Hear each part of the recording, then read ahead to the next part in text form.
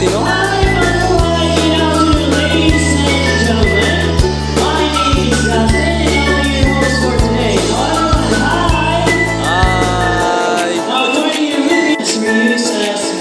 Pinayang lakaw eh.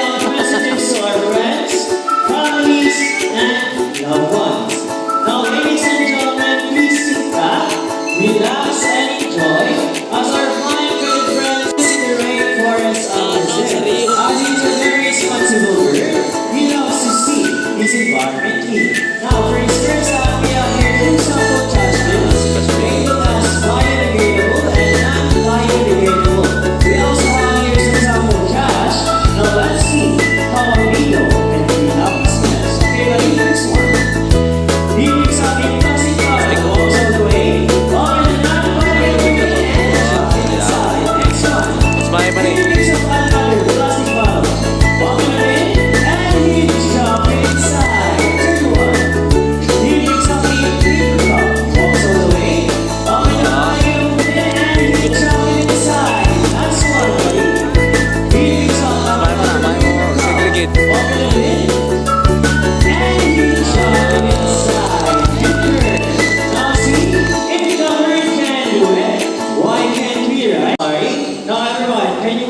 rin. Say, hello, Jumbo. Hello, Jumbo. So, mukha sa very long fins with feathers that can grow up to 3 feet from its head down to its tail. With a tail that roughly extends up to 2 feet. Now, Jumbo is going to show us his beautiful tail. Can you turn around? Ready? That's 1, 2, one more time. 3. Good bird. Now, as you can see, most of their colors are outside their bodies and less colors underneath their wings. But Jumbo is going to show us his beautiful wings. But first, can you say wings? Wings. One more time, say wings. Wings. Now lastly, mukha sa Zygidactyl feet. Meaning they have 2 toes that points forward and 2 toes that points backwards. They can also use their feet to hold the wings and run. Now Mr. James here is the ground rat. He will place it into the plastic basket. Now let's see how Jumbo will get his nut. So Jumbo carefully puts out the plastic basket and got his nut. Great job, buddy. Now Greenwing Macaulay will considered as the gentle giant, as he is ranked as the second largest parrot in the world. But wait, there's more. From the jungles of South America, here comes Flying Macaw.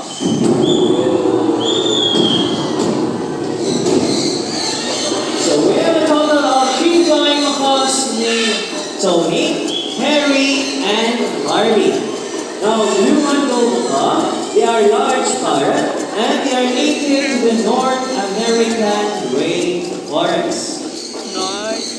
Now, macaws, they are very adaptive. Whatever environment we are in, it becomes quite normal to them. Meaning if they are surrounded by many people, they will accept many people.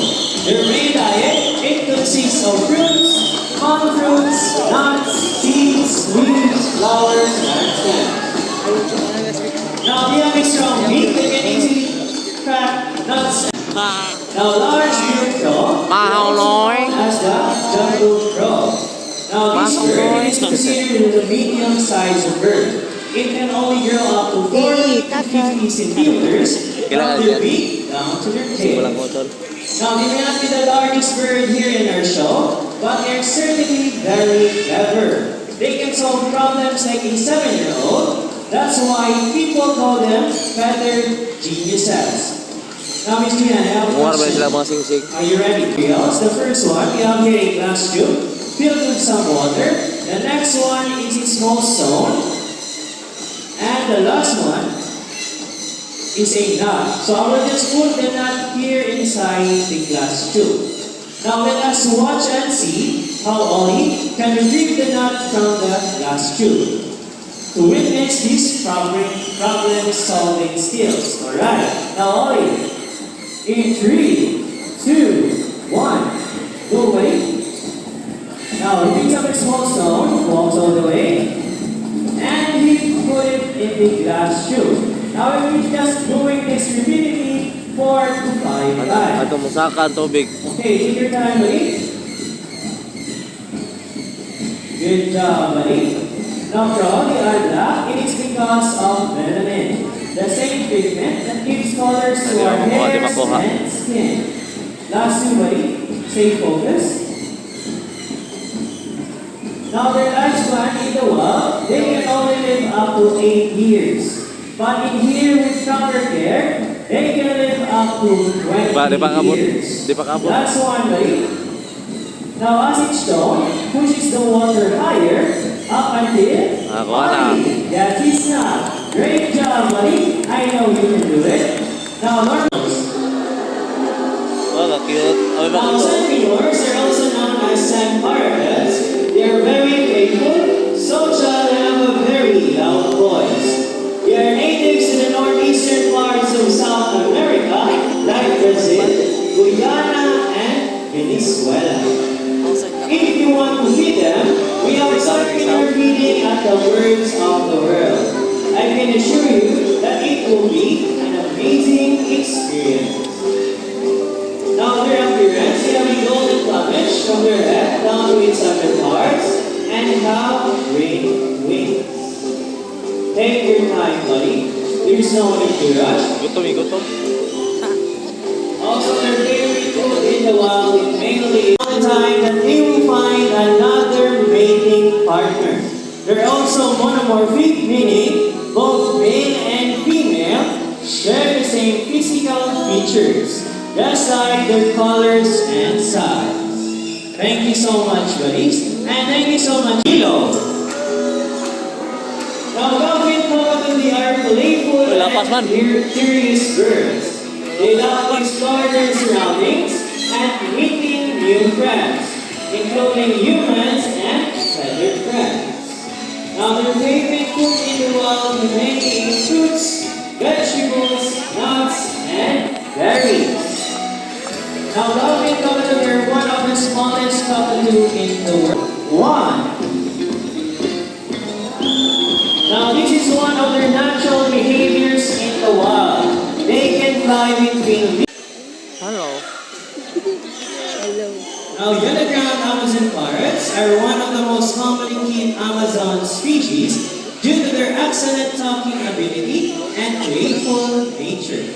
That's right. This type of birds are great at mimicking every sound like a rooster, a cat, dog, telephone ringing, or even a whistle. Alright, now let's try a rooster first.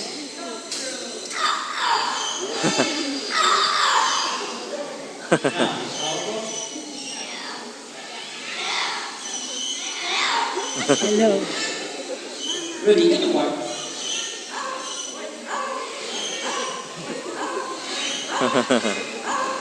Now for the next one is a telephone ringing.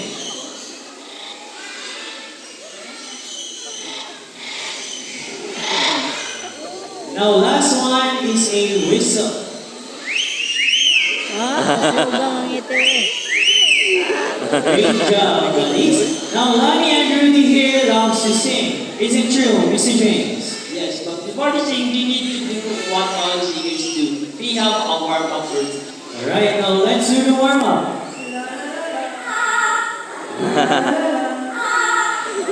Now for the first song. I love you more than I can. Whoa, whoa, yeah. I love you more than I can. Now before we proceed to our next song, let me ask first, who's celebrating your birthday today? Or within this month? Raise your hand. Alright, now happy birthday to all the birthday celebrants. Now buddies, friends here, what will do next? Sing happy birthday.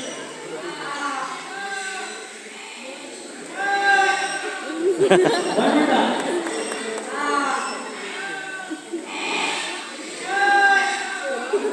Last one.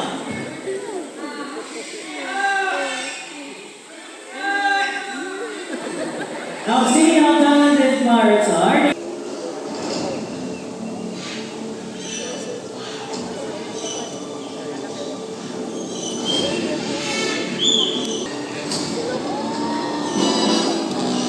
Iya, basa ko.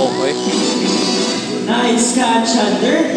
Now, Philippine hawk eagle typically hunts from a perch, patiently waiting at the right moment to swoop down its Tapos lang prey. kita eh.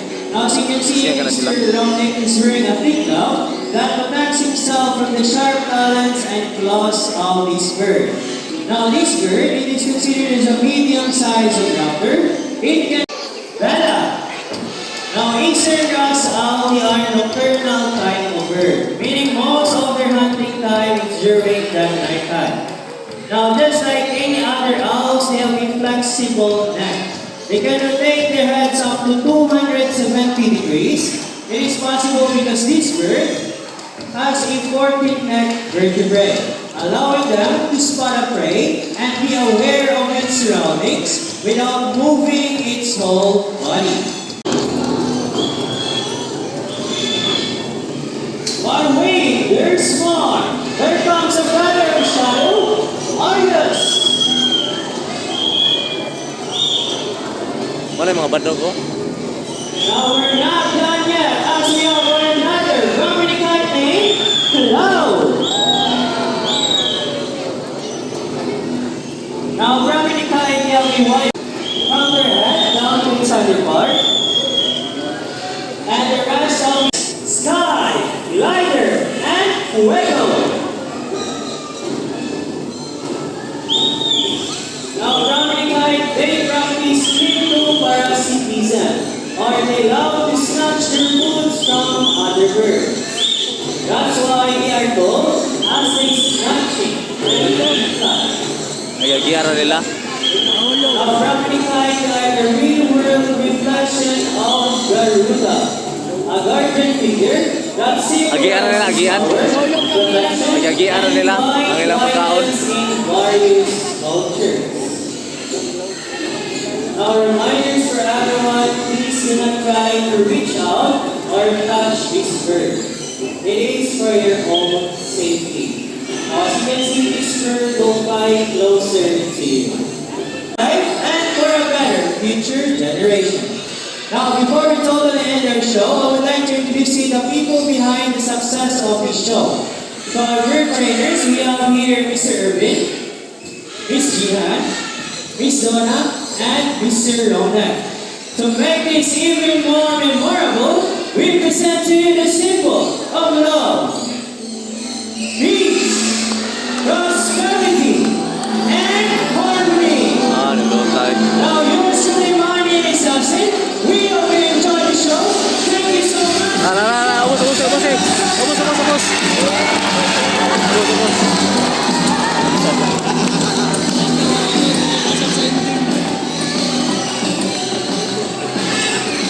Now, for those who want to take pictures of our photographers, right? What's up mga kaitik?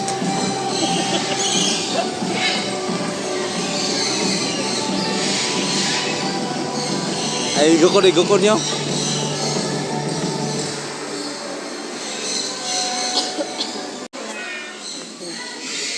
Siya.